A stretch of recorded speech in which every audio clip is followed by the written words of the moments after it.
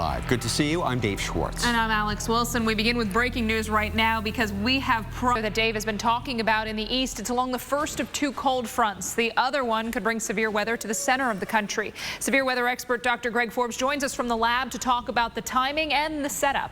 You got it, Dave. We're showing you the water vapor imagery so you can see all that moisture across the Gulf Coast of Texas into Louisiana. I noticed southern Alabama and Mississippi and much of Georgia dealing with a lot of moisture as well. We have a measure of the moisture in the air. That's called the dew point.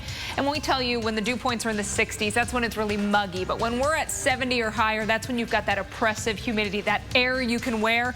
And the dew point is 70 in New Orleans, 74 in Houston, 74 also for Jacksonville and Charleston, upper 60s, Jackson, Mississippi, Memphis, Montgomery, and Atlanta. So we are seeing some tropical downpours in a lot of these places as well. Around Houston, it's been persistent heavy rainfall. South of Lake Charles, you can see the heavier showers there. Also through the central part of Louisiana, notice a lot of these showers are not moving. So we do have some flash flood warnings into southern Mississippi, southern Alabama. The showers and thunderstorms rolling through parts of Georgia and into North Carolina. Still dealing with that severe thunderstorm warning near the Charlotte metro area. Through the remainder of the afternoon and evening, thunderstorms persist, but into the overnight, we lose that heat of the day. That thunderstorm action will generally fizzle. We can see a few hit or miss thunderstorms overnight, but all in all, things should quiet. Into tomorrow, much of the region looking at up to an inch of rainfall. Some isolated spots could pick up 1 to 2 inches, maybe higher, especially those areas that see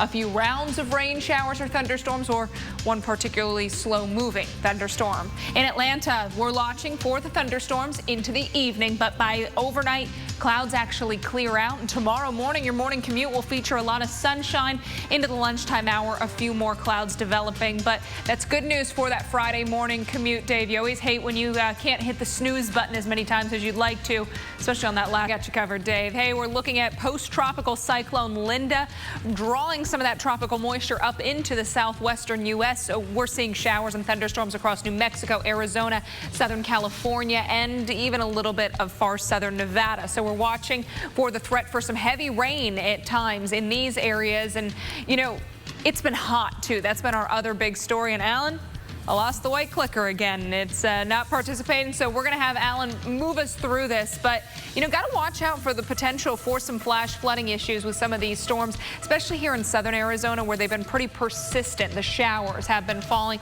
We've got some heavier rain up off towards the west of Flagstaff. But as I mentioned, the heat, the other big story, excessive heat warnings for the areas in that hot pink, heat advisories for the areas in red. Temperatures are going to remain about 10 to 20 degrees above average thanks to that jet stream way off to the north. Right now, we're into the 90s and barely holding on to 90s for Las Vegas and Blythe. You're just about at triple digits. We're at 92 in LA, 90s for San Diego as well. There is that large high pressure, and you heard me mention that jet stream. It's way up over into Canada. So the high temperatures will be above average all across the west, even extending up into Oregon and the state of Washington as we head into the start of the weekend. Here are the highs tomorrow: 115 Death Valley, 105 in Fresno. That's 15 degrees above average for you guys. On Saturday, 5 degrees above average in LA in the upper 80s, 83 for San Diego. That's 6 degrees above your average. And even on Sunday, notice many areas are staying just a few degrees above average. So we'll keep the warmth around.